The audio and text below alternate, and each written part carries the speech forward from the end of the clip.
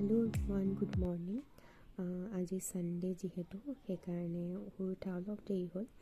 ভাবিলোঁ আজি study blog এটাকে বনাওঁ, যিহেতু অলপ ব্যস্ত বেছি হৈ যোৱাৰ কাৰণে এনেকৈ ব্লগ বনাবলৈ সময় নোহোৱা হৈ গ'ল। আৰু যিহেতু DME পৰীক্ষাও ওচৰ চাপিছেহি, সেইকাৰণে আজি কেনেদৰে দিনটো পাৰ কৰিম আৰু কি পঢ়িম ভিডিঅ'টো শেষলৈকে চাই থাকিব। আৰু এতিয়া মই টু ডু লিষ্টটো বনাই লৈছোঁ। টু ডু লিষ্ট বনালে আমাৰ এইটোৱে সুবিধা হয়, আমি ভাবি থাকিবলগীয়া নহয় যে ইয়াৰ পিছত কি পঢ়িম। চ' সেইকাৰণে মই টু ডু লিষ্ট বনাই লওঁ সদায় যেতিয়াই পঢ়োঁ। আৰু এইখন হৈছে ক্লাছ 11ৰ NCERT book, constitution at work. এইখনত খুব সহজকৈ বুজাই থোৱা আছে, গোটেইখিনি বুজিবলৈ খুব সহজ হয়। সেইকাৰণে এইখন যিসকলে নতুনকৈ প্ৰিপেৰেশ্যন ষ্টাৰ্ট কৰিছে এইসকলে এইখন ল'ব পাৰে। মই বেছি দিন হোৱা নাই এইখন লোৱা, এইখন পঢ়িলত খুব ধুনীয়াকৈ বুজি গৈছোঁ চব বস্তু। সেইকাৰণে মই ফাৰ্ষ্ট চেপ্টাৰটো পঢ়িলোঁ, আজি মই ছেকেণ্ড চেপ্টাৰটো পঢ়ি আছোঁ। আৰু এইখনৰ প্ৰাইচো বেছি নহয়, 145 নে কিমান লৈছিলে।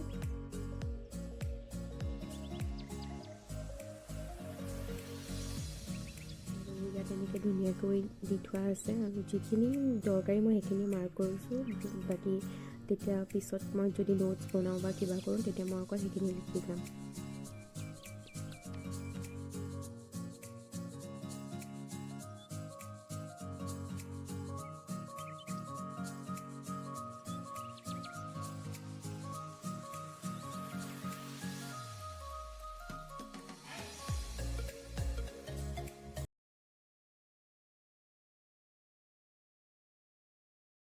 আৰু মেথছ যদি আপোনালোকে ক'ৰ পৰা কৰিম ভাবি আছে, তেন্তে আদিত্য ৰঞ্জন ছাৰৰ ইউটিউব চেনেলৰ পৰা কৰিব পাৰে। এইটো ছাৰৰ ইউটিউব চেনেল হয়। ইয়াত প্লে'লিষ্টটো খুলি চালেই আপোনালোকে বহুত পাই যাব প্ৰেক্টিচ কৰিবলৈ। প্ৰিভিয়াছ ইয়েৰ চব কুৱেশ্যন পেপাৰ SSC, ৰেলৱে চব ছল্ভ কৰা থাকে। চ' ইয়াৰ পৰা কৰিব পাৰিব আপোনালোকে। ময়ো ইয়াৰ পৰাই কৰি আছোঁ।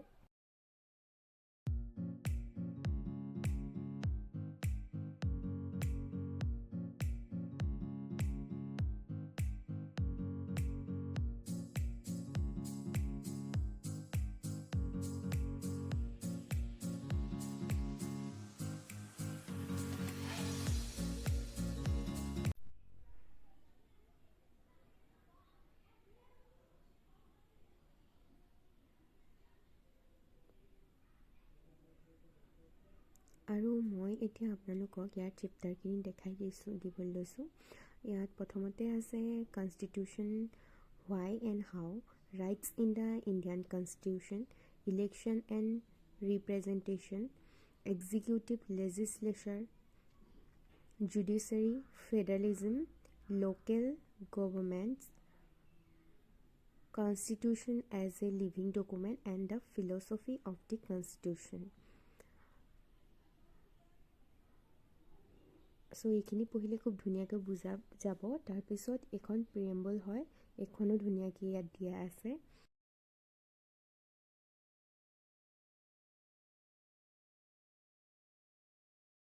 আৰু পলিটি অলপ পঢ়াৰ পাছত মই এতিয়া অলপমান ৰেষ্ট লৈছোঁ, ব্ৰেক লৈছোঁ 5-10 মিনিটমানৰ। কাৰণ একেৰাহে যদি আমি 1 ঘণ্টা 2 ঘণ্টা 3 ঘণ্টা পঢ়ি থাকোঁ, আমাৰ আমনি লাগিব আৰু পঢ়িবলৈ মনো নাযাব। সেইকাৰণে ওলাই আহি মই মোৰ ফুলখিনিকে চালোঁ।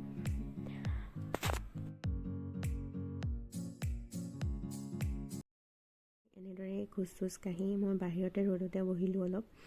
ৰ'দত বহি মই টেলিগ্ৰামত কিবা কুইজ আহিছে নেকি চাই মেলি সেইখিনি অলপ চালোঁ। বেছি সময় নহয়, 10-15 মিনিট মানেই মই বহিলোঁ। আৰু তাৰপিছত DME প্ৰিভিয়াছ ইয়েৰ কুৱেশ্যনখিনি চাবলৈ লৈছোঁ। পেপাৰখিনি মই ডাউনলোড কৰি থোৱা আছে। আৰু যিহেতু মেডিকেল ডিপাৰ্টমেণ্টৰ এক্সাম হয়, সেইকাৰণে অলপ ছায়েন্সৰ কুৱেশ্যন বেছি আহে। চ' মই প্ৰিভিয়াছ ইয়েৰ যিমানখিনি ছায়েন্সৰ কুৱেশ্যন আহিছিল চব নোট কৰি ৰাখিছোঁ, যাতে তেনেকুৱা টাইপৰ কুৱেশ্যনখিনিয়ে মই চাই যাম। আৰু প্ৰিভিয়াছ ইয়েৰ কুৱেশ্যন কমন পৰাও চান্স বহুত থাকে। চ' সেইখিনি মই নোট কৰি ৰাখিছোঁ। লগতে মই ইংলিছখিনিও মই চাম, কেনেকুৱা ধৰণৰ কুৱেশ্যন আহিছিলে। ইংলিছ পেছেজ এইবিলাক নাহে DMEত। চ' যি আহিছিলে সেইখিনি গোটেইখিনি মই চালোঁ অলপমান। আৰু এইখন হৈছে যোৱাটো দেওবাৰে হৈ যোৱা টেকনিকেলৰ পেপাৰ, আৰু এইখিনি ইংলিছখিনি চাই আছিলোঁ। চ' আজিৰ ভিডিঅ'টো ইমানেই আছিল। আশা কৰিছোঁ মোৰ ভিডিঅ'টো চাই ভাল লাগিলে লাইক, শ্বেয়াৰ আৰু ছাবস্ক্ৰাইব কৰিব। Thank U.